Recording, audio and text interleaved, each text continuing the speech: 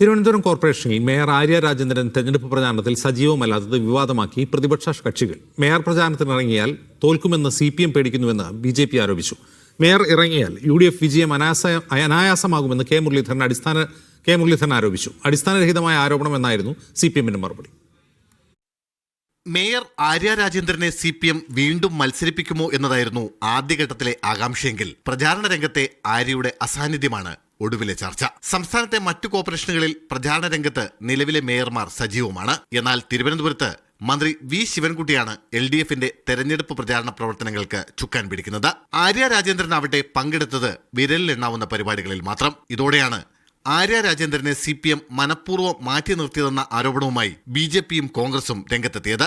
Mayor പ്രചാരണത്തിനിറങ്ങിയാൽ തോൽക്കുമെന്നാണ് CPMന്റെ പേടിയെന്ന് BJP. ഒരു പാർട്ടിയുടെ മേയറായിട്ടിരുന്ന ഒരാള് തല കാണിക്കാതെ മുഖം കാണിക്കാതെ ഒരു സ്ഥാനാർത്ഥിക്കും വേണ്ടി മിണ്ടാതെ സംസാരിക്കാതെ ഇരുന്നോളാം, അകത്ത് പൂട്ടി ഇരുന്നോളാം പറയാന്ന് പറഞ്ഞ ചരിത്രത്തിൽ കണ്ടിട്ടില്ല. ആര്യ രാജേന്ദ്രൻ പ്രചാരണത്തിനിറങ്ങിയാൽ കോർപ്പറേഷനിലെ അഴിമതി കഥകൾ ചർച്ചയാകുമെന്ന് CPM ഭയക്കുന്നതായി കോൺഗ്രസ്. ഇവിടെ SC/ST ഫണ്ട് തട്ടിപ്പിൻ്റെ കാര്യം, ഇവിടെ പിൻവാതിൽ നിയമനങ്ങൾ, ജില്ലാ സെക്രട്ടറിയുടെ കത്ത് വാങ്ങിച്ച ആളുകൾ ജോലിക്ക് കയറിയ കഥയടക്കം 55 ദിവസത്തെ സമരം നമ്മൾ നടത്തിയടക്കം നമ്മൾ പറയുന്നുണ്ട്.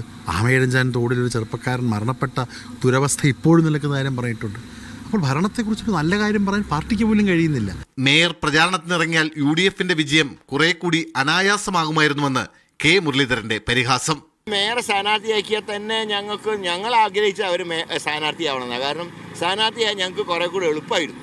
എന്നാൽ ആര്യ രാജേന്ദ്രനെ മാറ്റി നിർത്തിയെന്ന ആരോപണം CPM പൂർണ്ണമായി നിഷേധിച്ചു.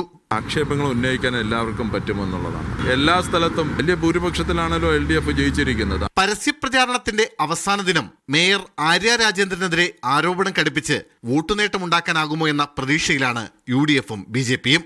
മീഡിയ 1 തിരുവനന്തപുരം.